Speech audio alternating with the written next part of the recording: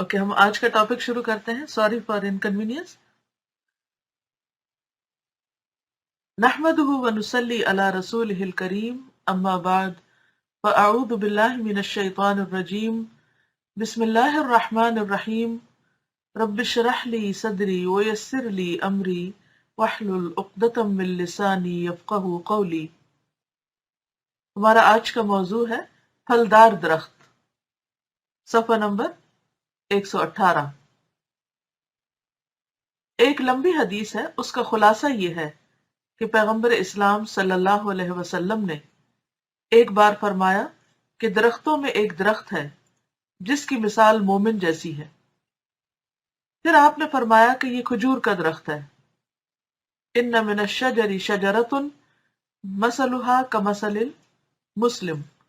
قال النبی صلی اللہ علیہ وسلم هي النخلۃ. فتح الباری. یہ ترجمہ ہے حدیث کا جو پہلے آپ سن چکے ہیں.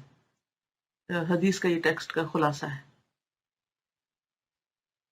کھجور کا درخت اور اس قسم کے دوسرے پھلدار درخت کا معاملہ کیا ہے؟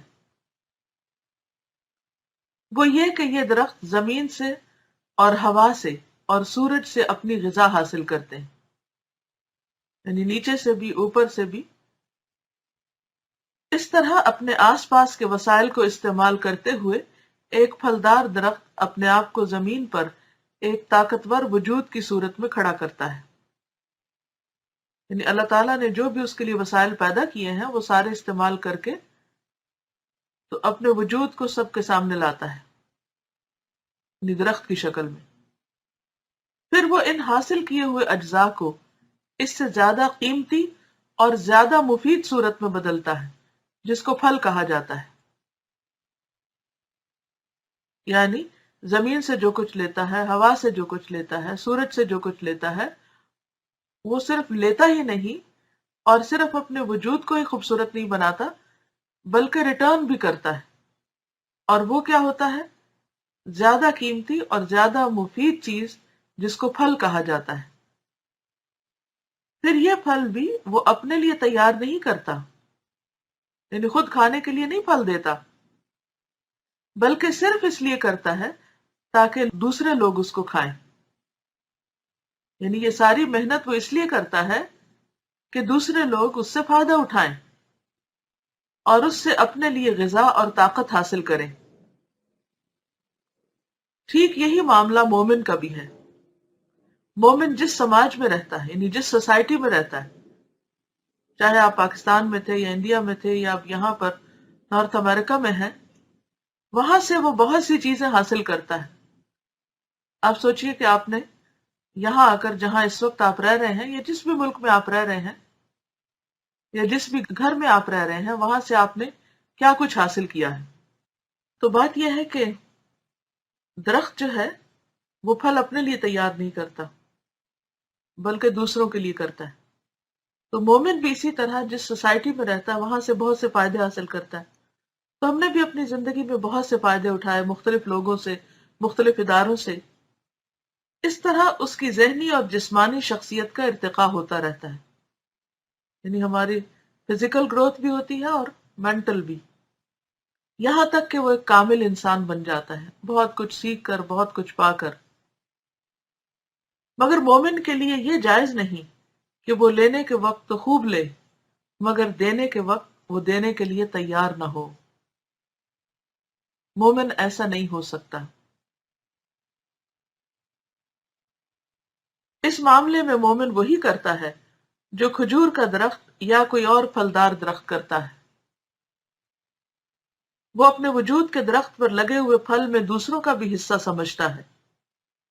وہ اس طرح جیتا ہے کہ اس کا وجود صرف اس کی اپنی ذات کے لیے مفید نہ رہے بلکہ دوسروں کے لیے بھی مفید بن جائے. اس نے جو کچھ دنیا سے پایا ہے اس کو وہ صرف اپنے لیے سمیٹ کر نہیں رکھ لیتا بلکہ اس کو وہ پوری انسانیت کا مشترک سرمایہ سمجھتا ہے. انسانیت کا کمال یہ ہے کہ آدمی دنیا سے جو کچھ پائے اس کو زیادہ بہتر صورت دے کر وہ اسے دوبارہ دنیا کی طرف لوٹا دے.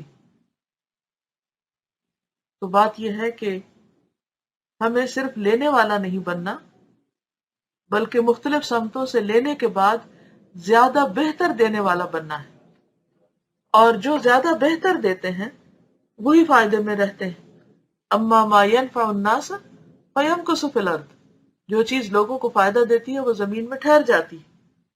تو اسی طرح انشاءاللہ اگر ہم علم حاصل کرتے ہیں تو اسے دوسروں کو دینے والے بنے، مال کماتے ہیں تو اسی طرح دوسروں پہ خرچ کرنے والے بنے، کسی سے کوئی فائدہ اٹھاتے ہیں تو اسے اس کا احسان نہ بھولیں، اسے لوٹانے والے بنے، تو انشاءاللہ اسی سے انسان کی انسانیت کی تکمیل ہوتی ہے، اور اسی سے انشاءاللہ ہم دوسروں کے لیے فائدہ مند ہونے کے بعد قیامت کے دن جنت میں پھر اپنے لیے ہی فائدہ مند بن جائیں گے، کیونکہ جو دنیا میں دے کر جاتا ہے اللہ تعالیٰ اتنے مہربان اور رحیم ہے کہ وہ ضائع نہیں کرتے، بلکہ انسان کے لیے ایک ایک اس کی نیکی اور کوشش کو سمیٹ کر رکھتے ہیں، اور کل کہیں زیادہ ملٹی پلائی کر کے بہترین شکل میں پھر لوٹائیں گے۔